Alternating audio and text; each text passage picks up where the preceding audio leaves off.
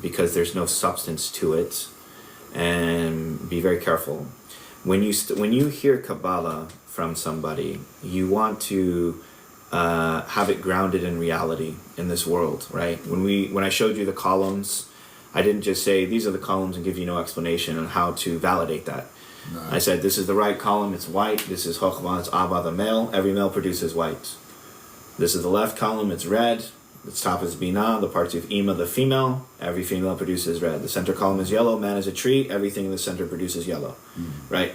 That's the proper and true, authentic way of teaching Kabbalah.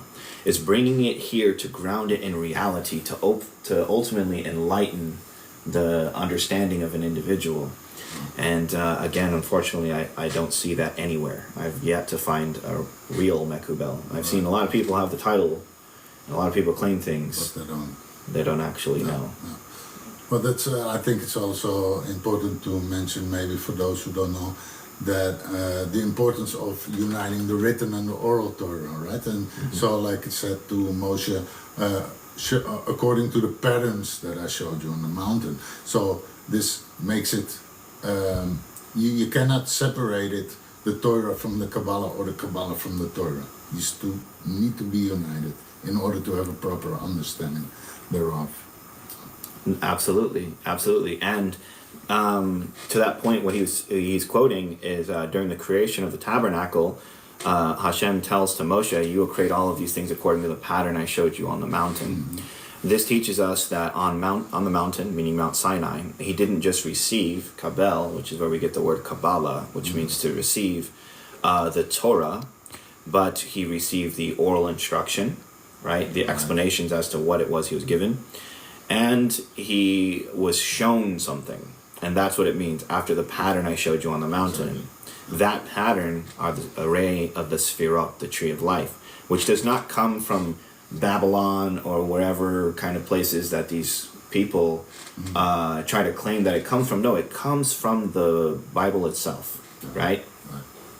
It's written, for example, yours God is Gedulah, greatness, Vakavura, and might, Tifara, beauty, Netzach, victory, Chod, majesty, splendor. Yeah, exactly. So the names of the Sfirot, they all come from the holy writings themselves, right? Chesed, Gavura, Tifres, Netzach, Chod, Yisod.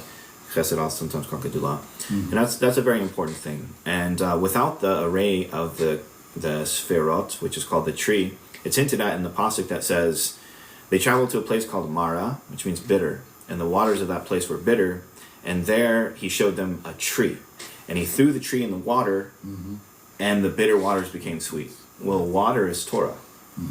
And so the Torah is bitter, meaning that you can't understand it. What do you mean, stories of Esav and Laban and this weird historicity? And what do you mean, killing the firstborn? And what is all this sacrifice stuff going on in Leviticus? And right. Is this literal?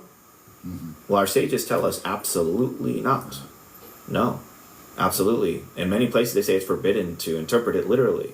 There are some Rabbanan that say that today, right?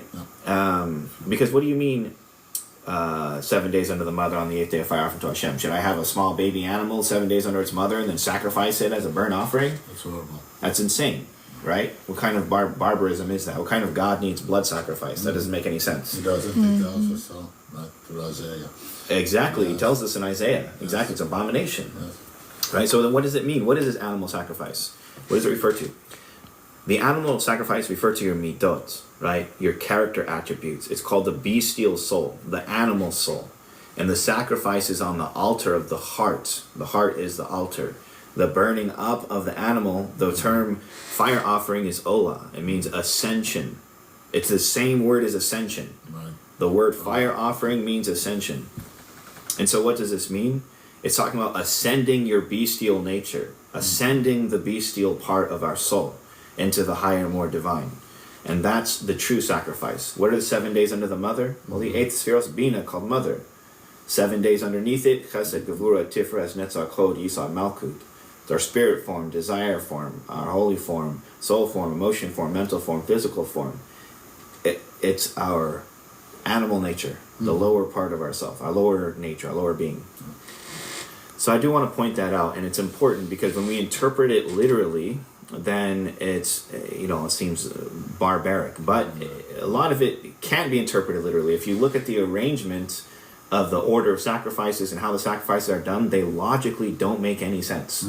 They literally don't make any sense. If you look at the construction of the tabernacle and the wingspan of the cherubim and so on and so forth, that too doesn't make any sense. Right? There's a whole machlokas in the Talmud that talks about, well, these dimensions don't make sense. Of course they're not meant to make sense. That's the whole point. But nonetheless, we'll go ahead and draw it to a conclusion. I thank you, Yuri, for being here. I hope to be able to maybe do one more live with you. Sure. I'd love to. Yeah, he came all the way from the Netherlands to get his Elon checked. It's completely checked. Again, please go check out the Kabbalah Academy.